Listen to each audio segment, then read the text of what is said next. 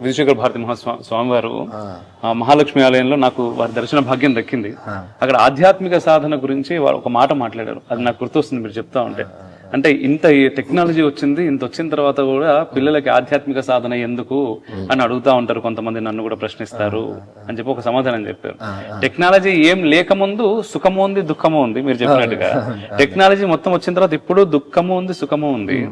ఈ శరీరం ఉంది, కానీ ఈ శరీరం వాటిని ఆస్వాదించాలి అంటే ఆధ్యాత్మిక సాధన అవసరం అని చెప్పి చాలా అద్భుతంగా చెప్పారు. అది వాస్తవం. అండ్ మీరు ఒక్క మాట, ఎందుకంటే అంత ప్రపంచాన్ని భారతదేశంలో ఉండి భారతదేశాన్ని చూడడం ఒకటి, బయట ఉండి భారతదేశాన్ని చూసి భారతదేశానికి రావడం ఒకటి.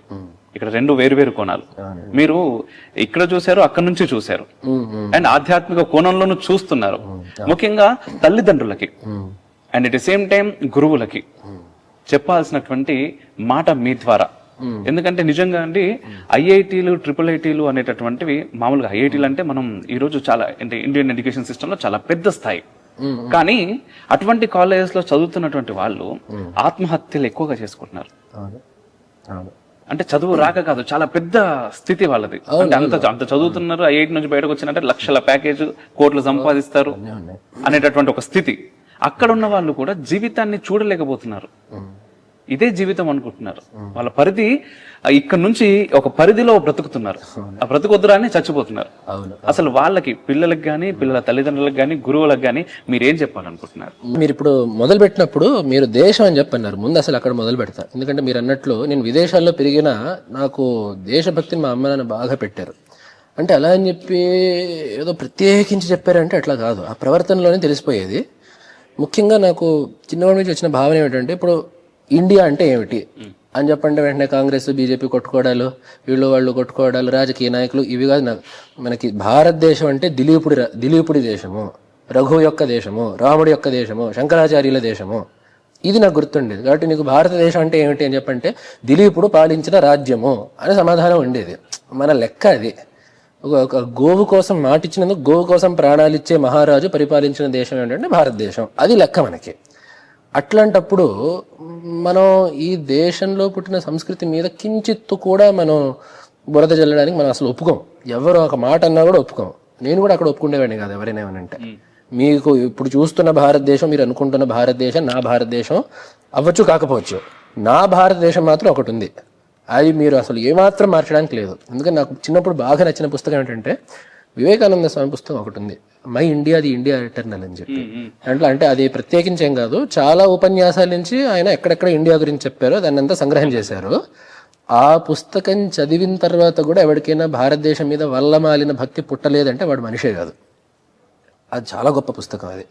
అది చదివాక మనకి భారతీయ మహిళ అంటే ఈ మధ్య వచ్చిన వాళ్ళ పేరు కాదు, సీతమ్మ వారి పేరు చెప్పాలి ముందు. పక్క రాక్షసుడి యొక్క రాజ్యం మధ్యలో కూర్చొని నువ్వు గడ్డిపోచా అని చెప్పగలిగే స్త్రీలుండే దేశం భారతదేశం, అది మనకు గుర్తు రావాలి. అంతేగాని మొన్న ఏవో జరిగాయి, అర్ధరాత్రి పూట నడుచుకుంటూ వెళ్తేనే స్వాతంత్రం వచ్చినట్టు మనకి ఆడవాళ్ళు భారతదేశం కానీ ఈ మాట గుర్తొస్తుంది.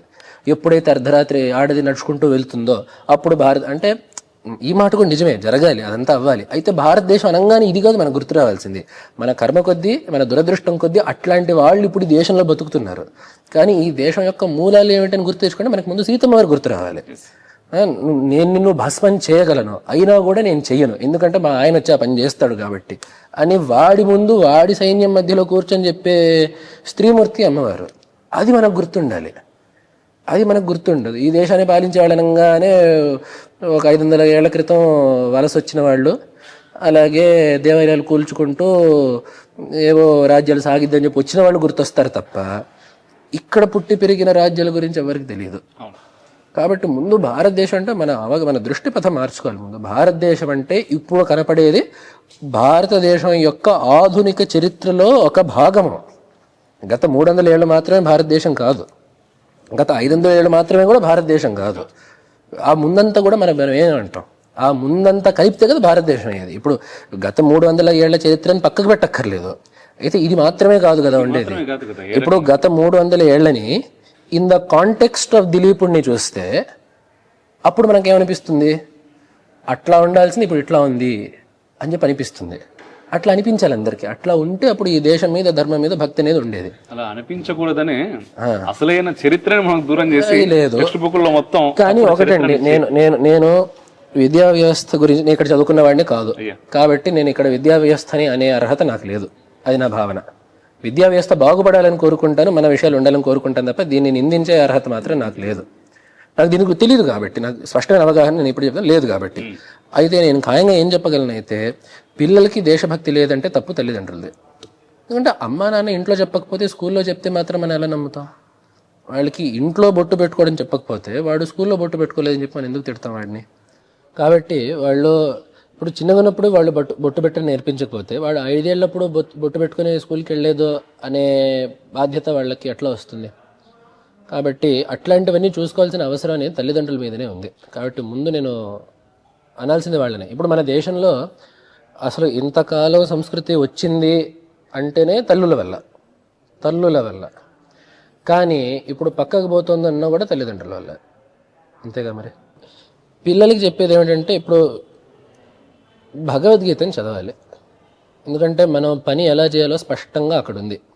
మన హిందూ సంస్కృతిలో, లేదా హిందూ సంస్కృతి భారతీయ సంస్కృతి వేరు కాదు, మిగతావన్నీ కూడా బయట నుంచి వచ్చినాయి, ఇక్కడ ఉండేది మాత్రం అదొకటే. కాబట్టి దాంతో బౌద్ధం జైనం కూడా ఇక్కడిదే. ఇవి ఇంకా మిగతాది ఏదైనా కూడా బయటకు వచ్చి ఇక్కడ ఎన్ని వందల ఏళ్ల నుంచి ఇక్కడ ఉన్నా కూడా అది బయట నుంచి వచ్చింది. ఇది ఎప్పటికీ స్వదేశీ కాదు.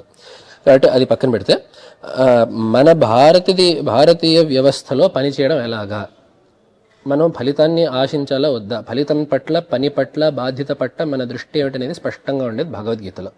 కాబట్టి ఖాయంగా అది చదివి వాళ్ళు జీర్ణం చేసుకుంటే ఎటువంటి అపార్థాలు అపశృతులు అనేవి రావు జీవితంలో. అంటే భగవద్గీత అనేది భగవంతుడి ఏదో పుస్తకం కూడా ఉంది, భగవద్గీత భగవంతుడి రాజ్యాంగం అని చెప్పి ఒక పుస్తకం ఉంది.